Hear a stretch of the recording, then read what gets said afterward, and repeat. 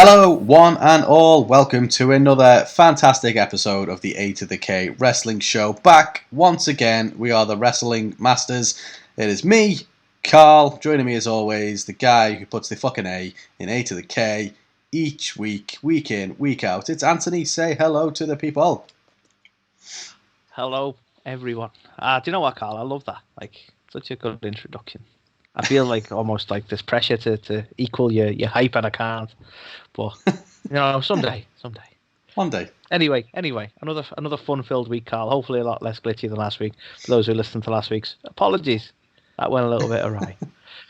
But another fun-filled week in wrestling, Carl. There's some bit I have a lot of things that we need to ask, some confusing elements to Hell in a Cell and everything around Hell in a Cell that we definitely need to talk about. So we're going to be doing that this week. But on top of that, Carl, we've got our fun-filled Ringside Report with all our latest news and rumors. But as always, Carl, I know you like to kick us off, and I would, just be devastated if we didn't have one. So I'm really hoping you do. The A2theK's little-known fact of the week, surely, Carl. You see, Anthony. We do, and I'm going to ask Road Dogg to count us in. Oh, you didn't know? Perfect. He's on par every week, isn't he? That guy just doesn't miss a beat. I know. I mean, thanks, Road Dogg, by the way. Oh yeah, cheers. Yeah. I mean, don't leave the line though, because I'll be probably asking you to do that again several times in a minute. But as you said, before we go into the Ringside Report like we do every week, it is time for the A2theK little known fact of the week. And Anthony, did you know The Undertaker, your favourite wrestler of all time, he strikes fear into the hearts and minds of people everywhere. But did you know, again, because I said it too soon because I was so excited, that Undertaker, he actually has his own rather peculiar fear, Anthony? Do you have any ideas? Any ideas at all what, bona fide legend The Undertaker might be scared of? This might be random. Okay. But here's my guess. Because you said peculiar, so all the things that you typically be fearful of, like some sort of creepy crawly or something like that people may be afraid of, you go, well, that wouldn't be overly peculiar. It might be for a behemoth like him, but even so, it doesn't feel enough to merit being peculiar. So I'm going to pick something random, right? And I'm going to say he's scared of eggs. You know what? You're not far off, surprisingly. It is a food item, and I shit you not. It is actually cucumbers, Anthony. Fuck. I would never have guessed that. Is scared of cucumbers. So apparently this was revealed quite a while ago, a number of years ago now, by the late Paul Bearer. I think he was on an interview with Jim Cornette. And he basically unveiled that Undertaker is terrified of cucumbers. So Owen Hart, the notorious prankster that he was, used to get him all the time. So he used to put little sliced bits of cucumber in his wrestling boots. He'd even put them in the bottom of his iced tea. Paul Bearer once said, I think he was in a Wendy's or something, and he'd got him with it, and he ended up, Undertaker, just throwing up all over the place because he'd finished his iced tea and there's a little cucumber floating at the bottom, and apparently it knocked him sick to his stomach. I wish I could find the source for this as well, but I can't find it. Someone somewhere, I recall, said that during his Buried Alive matches, people used to stress him out by saying there was going to be a shitload of cucumbers put in the casket, and he was going to have to be buried alive with them. It's harsh, man. Mad to think, obviously, a legend like The Undertaker, so well respected, being ribbed in that way. Taker has, of course, since commented on this by saying, "I'm not scared of them. I just don't like them, okay?" And the interviewer was brought in, kind of said, well, what if one was brought into the room right now? And Taker said, well, I'd probably have to leave. The whole cucumber is one thing, but if someone cuts one up, well, that's a whole other ball game. So there you go, Anthony, the dead man. That's crazy. I like his defense. I'm not scared of them. just don't like them. Okay. So yeah, and that was our crazy little known fact of the week. Come on, Road Dogg, while you're on Zoom, go. Oh, you didn't know? There he is. Right, bye, Road Dogg. Thanks again. I love his catchphrase, because if for whatever reason anyone comes at us like, "Oh, you've been using WWE related material, like recorded audio from WWE," I'd be like, "Oh, you didn't know?" I like it. Anyway, so Carl, I mentioned the Ringside Report earlier, and we've got a few things this week. We've got a few things to talk about. What are they? I hear you ask. Well, I'm going to tell you now. Calm down. We have Stephanie McMahon teasing lots of surprises for SummerSlam. We have Lana revealing that she's not done with wrestling, and she's also promised to spill the tea on her time in WWE. Not sure what that is. That a common thing, spilling the tea? As long as there isn't any chopped up cucumbers in the bottom of it, it will be okay. Like, I don't want to get distracted here. Like, don't you normally spill the beans? Like, yeah, I've never heard that one before. Anyway, we have the former WWE Tag Team, the Iconics, are filing a new trademark for possibly a new name. We have a former WWE star announcing his retirement. We have WWE is planning some big changes towards the end of the year. What could they be? We have Karrion Kross and Bronson Reed potentially headed to the main roster. We have Becky Lynch returning to the ring soon. Maybe. We have Cody and Brandy Rhodes welcoming their first child. We have more footage from AEW's upcoming game revealed. And that was the last one, but I said it in the wrong tone, so it sounds like there's going to be more. So that was that. Anyway, I like Carl, do we take it right back to the top and let's talk about Stephanie McMahon being a tease? So teasing lots of surprises for SummerSlam. Well, yeah. So the $1 billion princess herself has been interviewed this week, I want to say, by some kind of... Is it Yahoo Finance? I want to say Yahoo Finance. You can say it. Can I say it? Don't sue me. Say it. Sue me, Yahoo. So, yeah, they kind of was just like, oh, so SummerSlam and stuff's coming up soon. Are you going to get back in the ring? Yeah. And she was like, well, no, I still got PTSD from that time I got in there with Ronda Rousey, to be honest. But the company is planning to have some big surprises. Or she said a lot of surprises at the pay-per-view, which of course has sent the rest. Yeah, that would be a fucking absolute shitload of surprises right there. But yeah, that sent the internet fans into a bit of a frenzy, speculating, of course, what that might mean. So obviously, names of returns being brought up, the likes of what you will typically expect: Brock Lesnar, John Cena, Edge. Not seen him in a while. Even I like how even Rock. their surprises aren't really that surprising anymore. It's like, so you've said surprises, so we're probably going to get John Cena. Yeah, pretty much. So it's a tough one, really, isn't it? Because, and I think, I'm probably going to cover this when we talk about one of the other news stories, but it seems like WWE has been saving quite a bit until crowd return. And by quite a bit, I mean the shows have been fucking dreadful. For the past, that is a handy fucking excuse. That I know. We're not gonna fucking bother while there's no crowds. Well, yeah, exactly. All right. But the belief with SummerSlam is that because again it's kind of a proper return to live fans in attendance and stuff, it's really being looked at as like another WrestleMania. So yeah, obviously it's meant to be, isn't it? I think it's definitely the right move. Definitely the right move to hype like the return of the fans. I think that is definitely a good shout. You want to make a massive deal of that, and they want to be so sort of grateful and welcoming to the fact that we can get that sort of audience reaction back. I just find it really hard to believe that they have been holding back on certain things, waiting for the fans. Because why did you sink so much money into the Thunderdome then?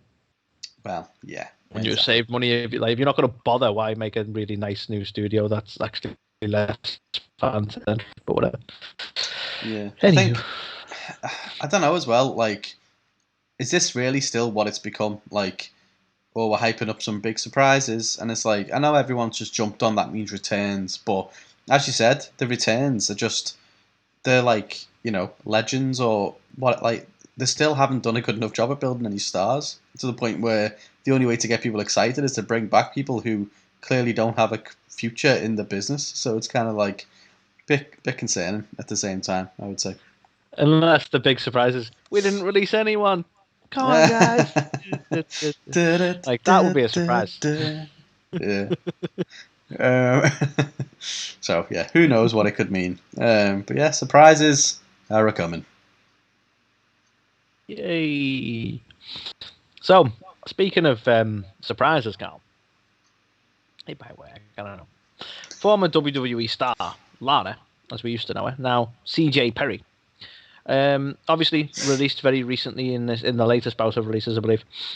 She actually took to Instagram rather recently to basically hype up her YouTube channel, and I want to mention that because you might want to take some of this with a pinch of salt, because it is like, subscribe to me and you'll get all the gossip, which may not be as juicy as she's making it out to be. Speculation on my part there. But so she's talking about, she's got a YouTube channel. She's going to talk about her time in WWE. She's going to spill the tea, as it were, on a lot of what went on. This is on her Instagram account. The video runs for about 8 minutes, so she has a nice little chat there. But obviously, she mentions it was a really big shock for her, the releases, as well as some of the other superstars there, Ruby Riott, Aleister Black, and the like. But she's quoted as saying that she's got a lot of tea to share with you guys. How do you guys feel about hot glasses of tea? I don't know what the tea thing is. What's the deal with tea? Like, are we really just old? Do we just like tea not or get something? it? Like, I really don't we're know. British. We should understand the tea references. This is not good. Is it T as in like the letter T, like for talk? Like she's got a lot of talk. Maybe. Spilling the tea, spilling the talk. You may have a point there. My G. But yeah, she's basically hinting at like a lot of talk around the WWE, some of the stuff she was unhappy with, talking about some of the storylines featured in the Bobby Lashley storyline or the Liv Morgan stuff, talking about Miro's release and all sorts. So it could be a very interesting one. But as I say, some of it feels a little bit like she's like suggesting there's going to be loads of gossip there, so she's getting people subscribed, and then it might be like, yeah, I wasn't a big fan of those storylines, and then that's about that. I mean, obviously, we're going to check it out in case there is something really interesting there. But well, of course. But yeah, so Lana, she's got some irons in the fire, as it were. She's not done. We're going to see more of her, and we're going to get a YouTube channel, and she's going to spill tea, apparently. Yeah. Who knows? There's YouTube channels for everything these days. Just literally here, just spilling glasses of tea. Million subscribers. Like 40,000 weirdos just like another one. That's my fetish. So next on the list, speaking of former WWE talent, obviously we were all very shocked at the release of both Peyton Royce and Billie Kay, known as the tag team The Iconics. As you well know, Carl, both of us were a big fan of Billie Kay in particular in their recent solo efforts, and totally annoyed and shocked by that. Fuming, if you will. Absolutely fuming. But yeah, so obviously they have gone on to obviously host their own podcast as well. I'm going to pretend, what's it called? Off your chops? Off the chops? Something like that. I think it's off your chops. Which, obviously a lot of people won't get, even though we're British, I think we still get it, being off your chops. But yeah, so they've obviously done that, but they've also basically said that they're not done with wrestling. And what has been found out is they have filed a trademark for a new tag team name, potentially. So the Iconics are looking to become the Inspiration. Again, with the two eyes. I quite like it, to be fair. Basically use the same merch, just change the colour slightly. Yeah. So, I don't know quite how well the Iconic thing is going to work when it's Inspiration. But close enough. And hopefully that just means they're going to keep this, the same shtick up that they were doing when they were tag team champs and stuff, because they're boss. They bounced off each other. Their chemistry together is just boss. Like, they bounced off each other so well. And there's always, I don't care how serious people want to take their wrestling, but there's always room for that sort of comic relief kind of thing. Oh, like, because it wasn't done to a ridiculous level. Like, they're never going to get away from that or be taken seriously. They could wrestle as well, but it wasn't. I think I've mentioned it before, and I'm confident you've mentioned it before, but they were like a female Edge and Christian for me. Yeah, I'll agree with that. It's a great analogy, to be fair. I think what surprised me the most with them as well is obviously, and this isn't a slight on Peyton Royce by any stretch of the imagination, but Vince obviously said, you know what, we're going to push her as the next kind of single star, and that's why he broke up the team. But it just didn't work at all. And obviously Billie Kay, she went on to be a brilliant comedy character, solo in her own right, but when they tried to make Peyton a bit more kind of straight-laced and serious, it just didn't work for her, especially in the same way. So I think to be honest, some of it was, because don't be wrong, like, Billy Kay was the very definition of there's a small amount of time, do something, make something, right? So I'm not saying you can't do it, and I'm not going to take all the blame away from Peyton in that sense, but like I do think creative kind of screwed it a little bit there, because like, we're going to give you a big push, but they were so directionless in what she was going to do or what victory she was going to gain. Like it was dead before it started because like she didn't even get any momentum in the ring. Ridiculous. Yeah, exactly. So I don't know. I think sometimes they're just better off sticking to kind of the light relief comedy inspiration as characters as opposed to trying to go, a little bit different with it. But yeah, hopefully that means we're going to see them again soon.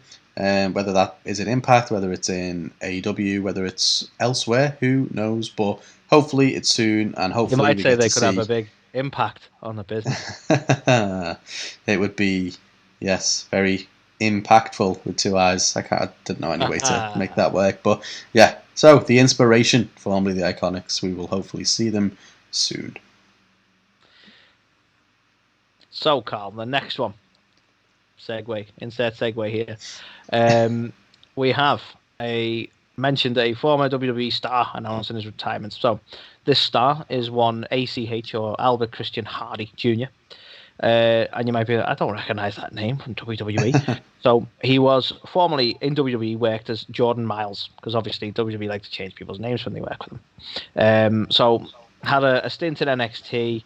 I think he was actually NXT Breakout Star from their Breakout Star tournament, or whatever you want to call it, the Breakout tournaments they had. But obviously he had quite a career outside of that as well. He worked Ring of Honor, New Japan, CZW, Dragon Gate. He's been in Impact. He's been in MLW. He's been in Evolve. He'd done a shit ton before he got to WWE.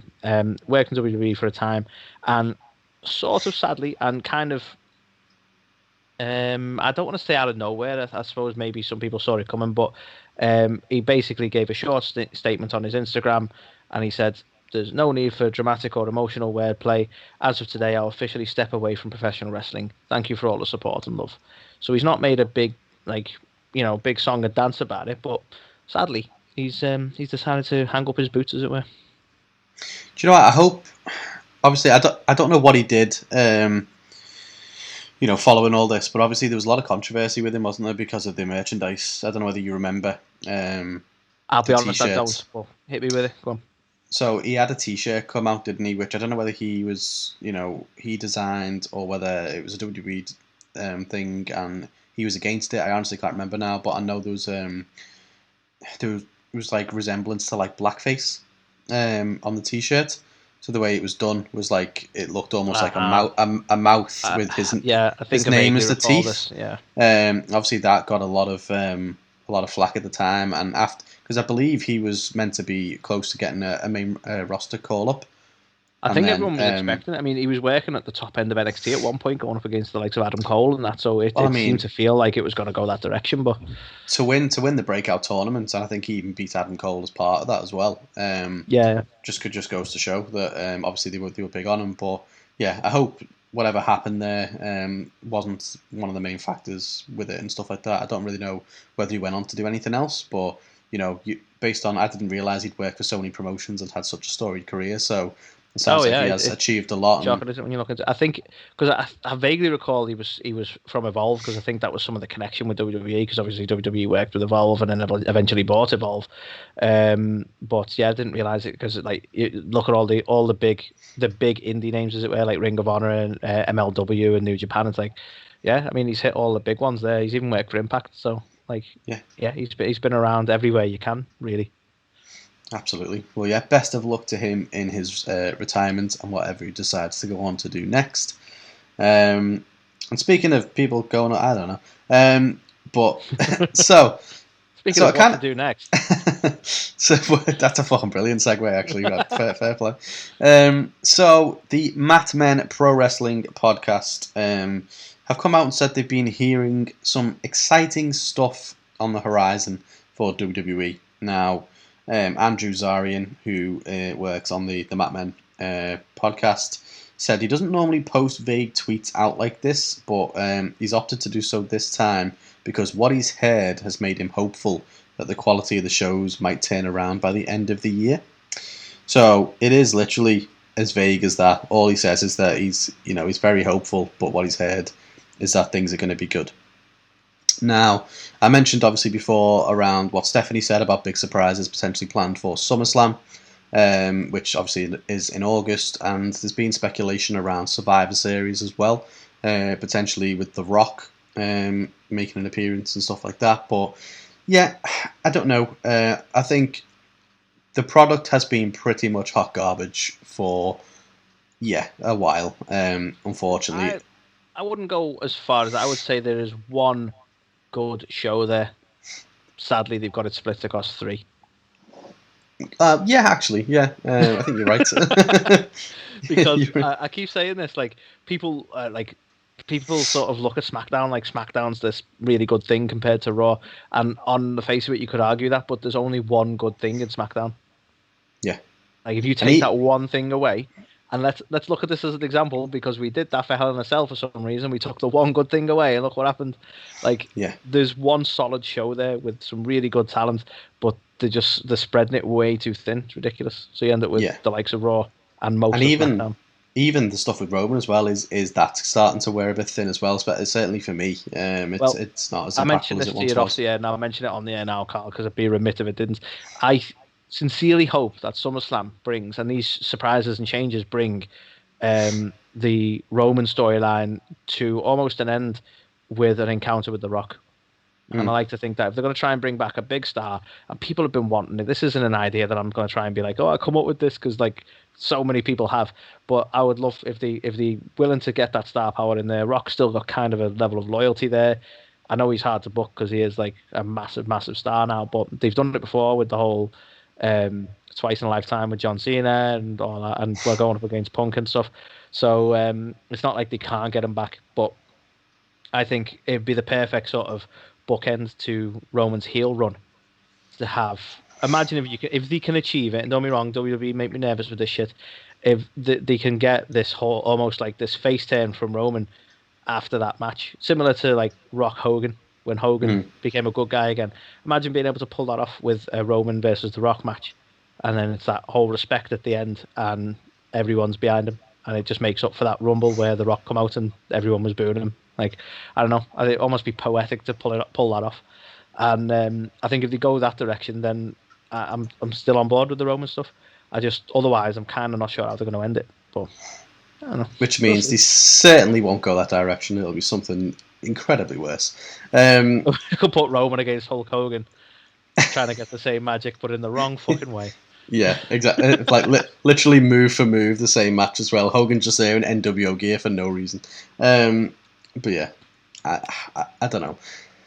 Interesting that they think it's going to get better. And there's been a lot of talk potentially of Vince thinking or being aware that the product feels a bit stale. And it's like, well, there's fucking stale and there's, expired, covered in mold, fucking, way past its expiration date. And I think that, unfortunately, is where we are with it all today. My head went to Gordon Ramsay then. Like, stale? It's fucking rock solid. It's raw! Fuck off! Vince, what is this? A fucking idiot sandwich. Come on. Love it. So yeah, basically, WWE is an idiot sandwich right now, and it needs to get significantly better. Hopefully, it will. But as for how that is going to happen, remains to be seen. Remains to be seen.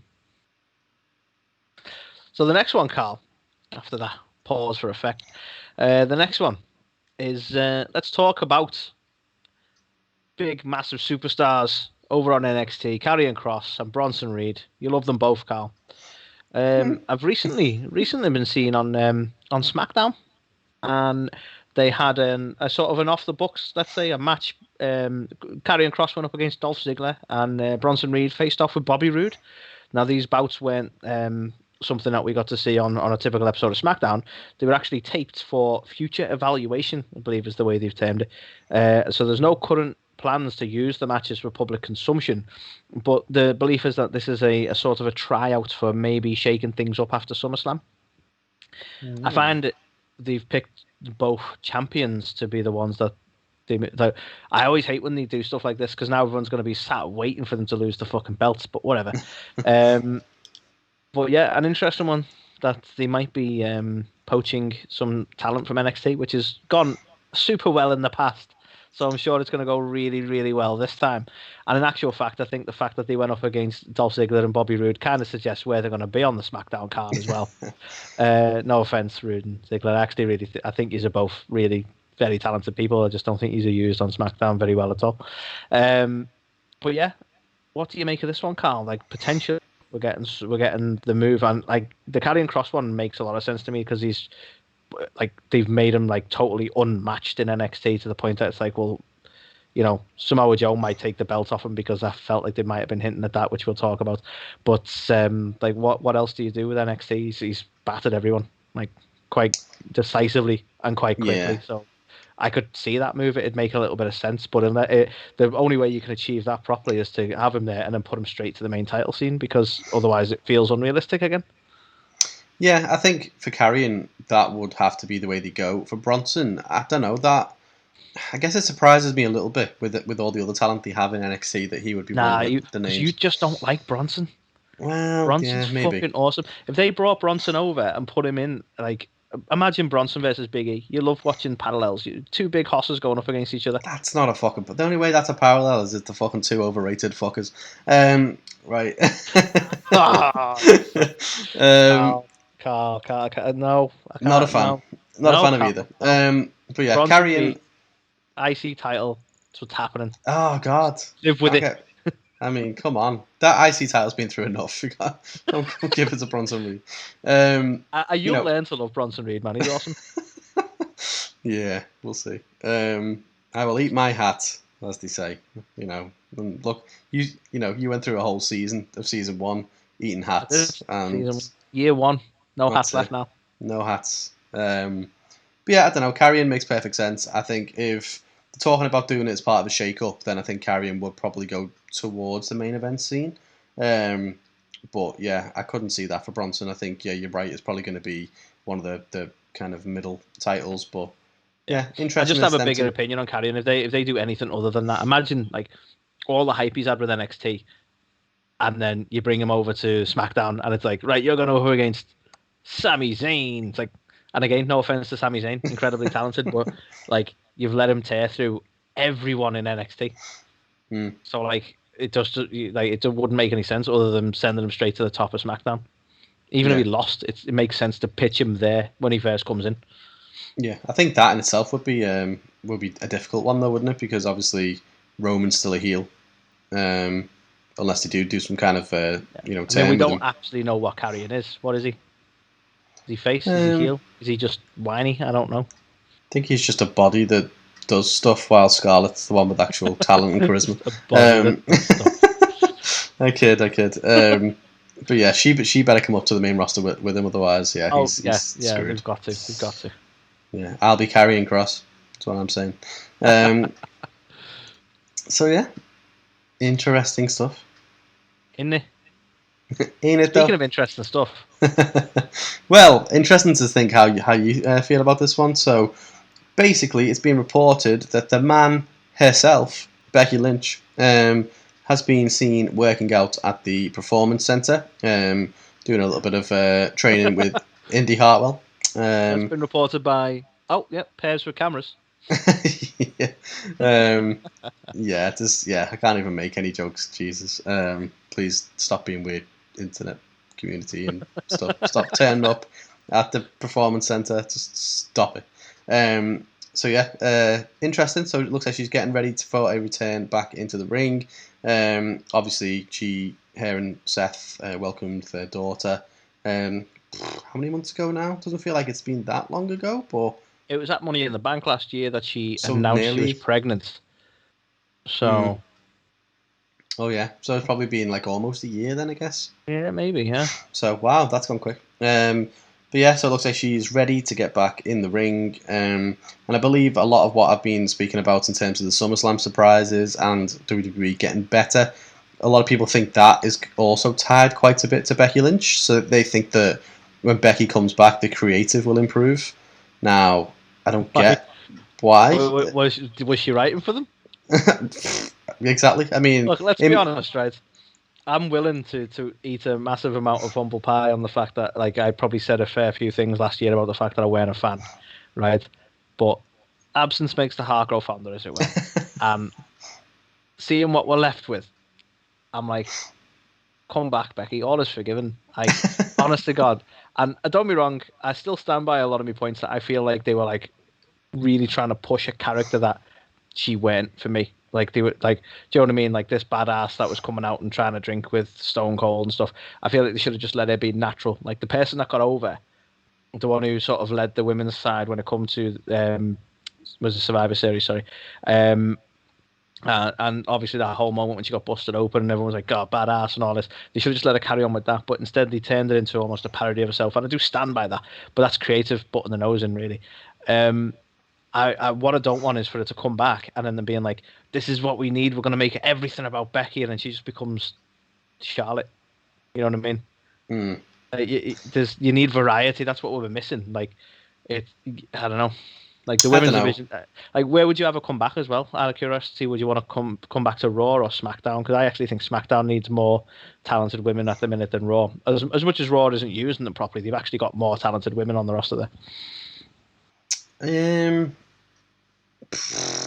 Who even knows at this point? To be perfectly honest, I mean, SmackDown has got a shitload of talent. I don't know. I think it probably. Do you know what? That's the problem I've got. Is they're just not there. What ones are they televising?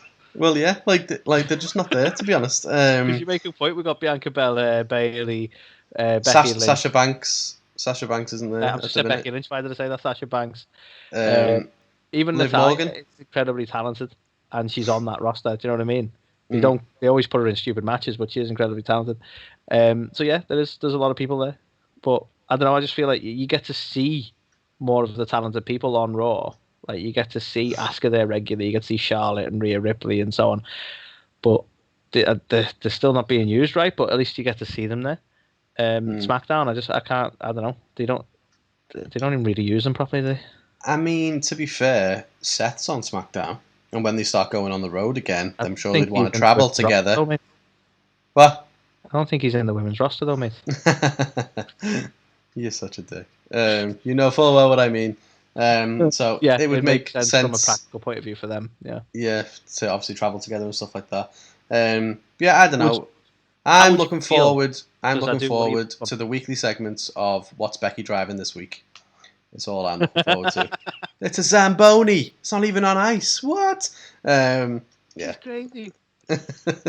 I think we mentioned it many moons ago, but it was that when they got to that point with her character that they were trying to make her like a lot of people made this connection, was trying to make her like a Conor McGregor type person. So she's like she's coming on commentary and trying to be almost like a character, and it's like just I don't know. I never liked that side of it. I always preferred when she was just herself. But we'll see what happens. We'll see what comes of it all. Yeah, I mean it's better than Steampunk Becky, innit? So yeah, definitely night and day between Steampunk Becky. Yeah, I mean, thing is that character's what made her the money, isn't it? Not the Steampunk one didn't really make her the money she was on. She got the millions from pushing herself in what she was doing. So fair play. You make a good. You do make a solid point. Speaking of solid points. Speaking of I can't really segue from that. So this one will be not really news to anyone at this point. Hopefully not. But I think it's fair to mention it and congratulate, and that is the fact that one Cody and Brandy Rhodes have welcomed their first child. It's a little baby girl, and they've named her Liberty Iris. So obviously Cody was written off, I want to say, a couple of weeks ago. Or did he even get written off, or is he just not going to? No, he was there. He was there this week. Oh, there you go. So we've known she's been expecting. So yeah, it's more just a quick one to say, they've had the baby, and they're absolutely over the moon. And congratulations to them.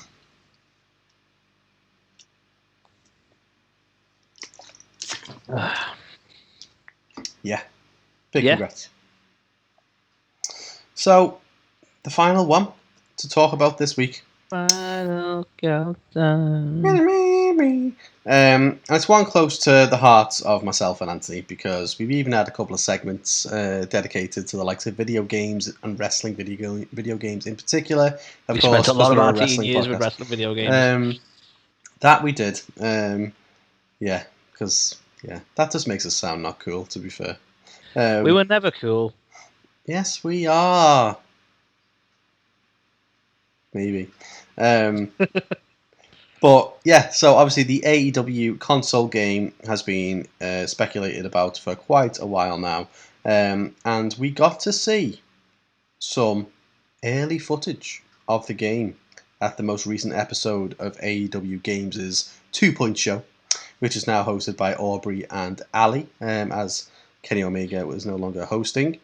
All of this agenda of like, girls like games. Like, we know. Not enough people like games. Like, Yes. I don't know. Yes, we do. Never really found them gender specific, but there you go. But obviously we'd seen a lot of stuff because obviously they announced 3 separate games. One of them was like a casino style game, one was like a general manager style game, and then obviously the console game. We saw some screenshots of it quite a while ago, and let's just say the initial feedback was a little bit unfavourable in terms of the character models looking almost like something out of like WWE All Stars or like something not very realistic, if you will. I actually kind of like the somewhat cartoony bit. Like, I always thought when they looked at the Kenny Omega modeling, that actually reminded me almost a little bit of Street Fighter, and I was thinking that was like a deliberate effort on the side of like, because Kenny and that they're like big gamers and they love a lot of, well, a whole variety of games, where I reckon they might have had a lot of say in the aesthetic in some senses. And I was like, no, I could probably get on board with that. And then you looked at the Jericho one, and even I have to admit, like, they seem to fuck the render right up there, because he looked like he was out of SmackDown, and Here Comes the Pain. But like, sort of almost cubey in the shape, you know what I mean? So I don't know what happened there, but very early draft stuff, that wasn't it anyway, so I wasn't going to judge too harshly. But now they have since obviously revealed Darby Allin's character model. Now, obviously, it says throughout that the footage captured is still in development. They're still believed to be somewhat early in that development as well. But basically, the fans are never happy because even though there's a bit of outrage around the initial character models, it seems like they've gone for a much more realistic approach now with Darby Allin. Yes, a vast difference.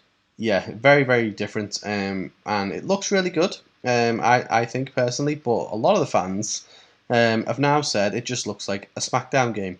So, basically, they're never fucking happy with anything you do. I was about to say, looks like a SmackDown game. Why? Well, look at the ring posts, the Titantron, the mat. Like, exactly. Okay. Yeah. It should be completely different.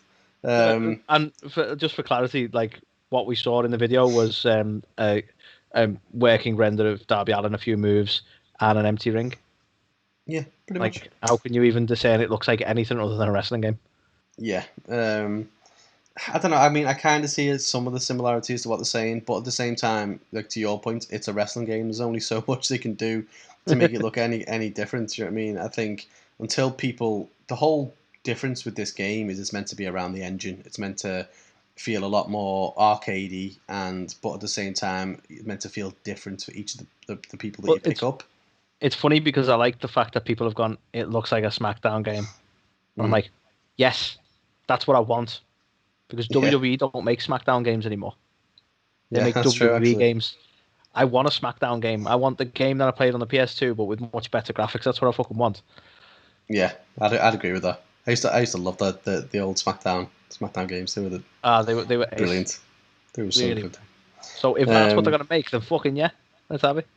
And now I want it. You know, I'm interested to see what it comes out on. Not that I've played on my PlayStation since my son came along 3 years ago, but it's there, and you know, maybe one day I'll upgrade it to a PS5 and get this game when he's 18. And they could sit there nice on the shelf, and I ignore that one too. Yeah, pretty much. So yeah, I thought it looked good. I'm still very excited for it. I can't wait to see what they do. And obviously, I think the plan is to continue to offer just shitload of updates all the time and get new wrestlers and things like that, and not kind of monetize it to the point you've got to buy this pack and that pack. So, I mean, I don't want to buy pack. I want pack to be in the game. I can understand. I can merit it sometimes. Like, part of me is like, oh yeah, like the old games. But do you remember that? Like, you got to a point with the SmackDown games. It's like, well, most of these people are gone. So you needed a new game when it came out, like the next year or the next couple of years later, because like Brock Lesnar was the biggest thing in wrestling, and you had to wait for Here Comes the Pain before he was actually in a game. Do you know what I mean? Stuff like that. That's where the creator suite became really important, and you were, I remember, particularly good at creating wrestlers. But I can get on board with DLC content for that. I think everything else, when it's like, you can buy Bray Wyatt with a slightly different hat, I think that pisses me off. But when it's like, well, yeah, we've updated our roster, so here's the new roster pack, I don't mind that at all, as long as you keep the price fair. I really want them to have Bray Wyatt with a hat now. I don't know why. I just want to see that as a DLC, just with like a sombrero. You could see the way WWE were going with the WWE games, couldn't you? And it's like, well, now you can buy a zombie version of all your favorite wrestlers, and it's like, oh, for fuck's sake. Yeah. Like, and I get it. Some people really enjoyed it, and then you got like, it went massively for a game that tried to be so real. You know, tried to be like the NBA games and stuff like that, and tried to have the mechanics more realistic and the game itself more realistic, and pull away from the Ukes SmackDown sort of feel, and then suddenly just then go full hit with this DLC and go, yeah, we're gonna do like a zombie one. We're gonna have like zombie Bray Wyatt. We're gonna have the Undertaker with more of a spiritual feel. We're gonna have a creepy swamp.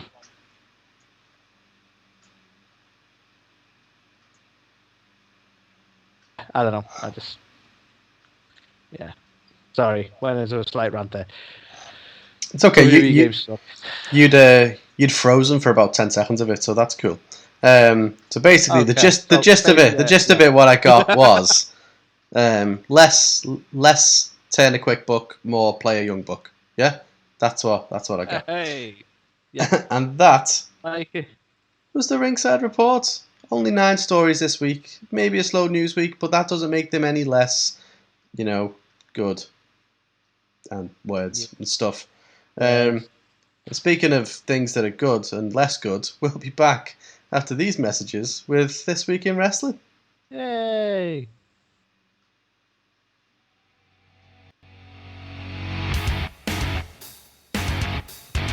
You're watching or listening to A to the K. The A2theK. A2theK. A2theK. A2theK. A2theK. These guys are awesome. Check it out. Check it out. Change your life. You'll be thanking me later.